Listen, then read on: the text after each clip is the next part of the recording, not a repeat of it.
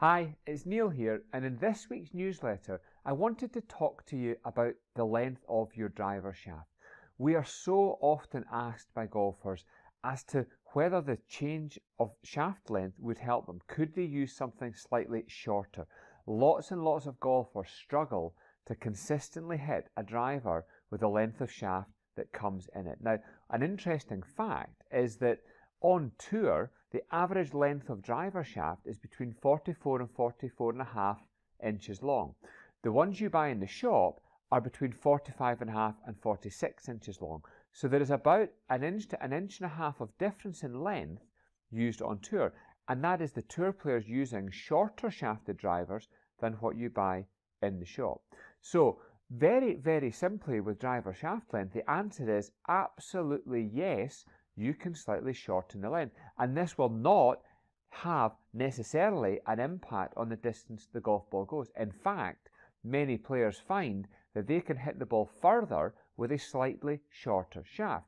And the reason for this is that simply, if a club head is not so far away from you, so the further the club head is from you, the more difficult it may be to hit the center of the golf club. Now, this is different if you're using the robotic machine that tests drivers and measures how far they go. You put a driver on a robotic machine, you can tell that machine where to hit the ball. So they can set it to hit from the toe, the heel, high on the face, low on the face, and they can make sure that the ball is struck from the same place every single time. So from a marketing message and from a design message, longer shafts can hit the ball further. Human beings, unfortunately, and especially normal club level golfers, are not able to repeat the swing like a robot can. So as such, a slightly shorter shaft can actually help increase your ball speed. You will sometimes find that a player's club head speed may drop by 1 to 2 miles per hour, but actually their ball speed can increase. And it is the ball speed that makes the golf ball go far and not the club head speed. And this is to do with a name you'll probably have heard of in a terminology, which is smash factor. Smash factor measures the transfer of energy from the club head to the ball. Now, the maximum transfer of energy can be 1.5. You can occasionally get an anomaly of 1.51, 1.52 when the ball is struck a couple of millimeters towards the toe side. But effectively, your ball can leave the club head at 1.5 times the speed the club head was traveling. So to keep that simple, a 100 miles per hour club head speed can achieve a 150 miles per hour ball speed. Now you'll only get that 1.5 smash with a driver, possibly a 3-wood. As you move into the irons, which are more downward struck clubs, the impact becomes a slightly more glancing blow and the transfer of energy is not quite so great. So, with a 7-iron, a really good smash factor would be somewhere around about 1.38 to 1.4. But taking that in mind, slightly shortening the shaft, allowing you to hit the center of the club face, can actually help you increase your distance. And what happens when you miss the center of the club head is that the club head deflects under the weight of the golf ball. So if we take a head there, the club is designed to take the impact of the ball in the center and to transfer that energy through the golf ball. Hit slightly from the toe and the toe deflects back, hit slightly from the heel and the heel deflects back. And that deflection results in a loss of ball speed. And not just a loss of ball speed and distance, it also causes you inaccuracies due to what's called gear effect. And gear effect occurs, let me grab a ball here. Gear effect occurs when this, let's say, toe strike happens, and as the ball strikes the toe of the club deflects back under the weight of the golf ball, and this imparts hook spin on the ball.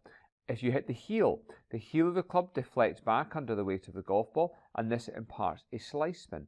And this is actually why a driver is designed with something called bulge and roll. And bulge talks about the curvature. On drivers, all have a curvature from heel to toe. And this is on something around about a 14-inch radius if you were to measure that out. But how this helps is that the toe of a driver actually points more to the right than the center of the face does, and the heel of the club points more to the left than the center of the face does. And this is designed to help counteract the spin that will be imparted on the golf ball when it's struck more from the toe or the heel. So the heel of a golf club points to the right. If you strike from there, the ball will start to the right due to the face pointing there. The spin will then bring the ball back in. The opposite with the heel strike. So length of driver shaft is really, really important. And actually, if you go back years gone by, when I did my training and I qualified as a pro back in the early to mid 1990s, a driver shaft was 43¼ inches long. Your average 3-wood shaft now is 43½ inches long. So your modern 3-wood is longer in the shaft than a traditional driver was. So when we're looking about control, distance, consistency, which is probably the common things we get asked from a player, is I want to hit more fairways. I'd love to hit the ball further, and that would be a bonus, but if I can hit more fairways and get a little bit of distance, or even keep the same distance and hit more fairways, I'd be really happy. So have a look at slightly shorter shafts. We actually now carry in our driver demonstration models shafts that are 44½ inches long. So again, this 1 to 1½ inches shorter than standard. And this is something that we custom fit players for quite often. So if you're interested in a new driver and you're thinking that the shaft length in some of the new drivers are a little bit long for you, absolutely come in, speak to one of our team and have a try with a slightly shorter shafted driver.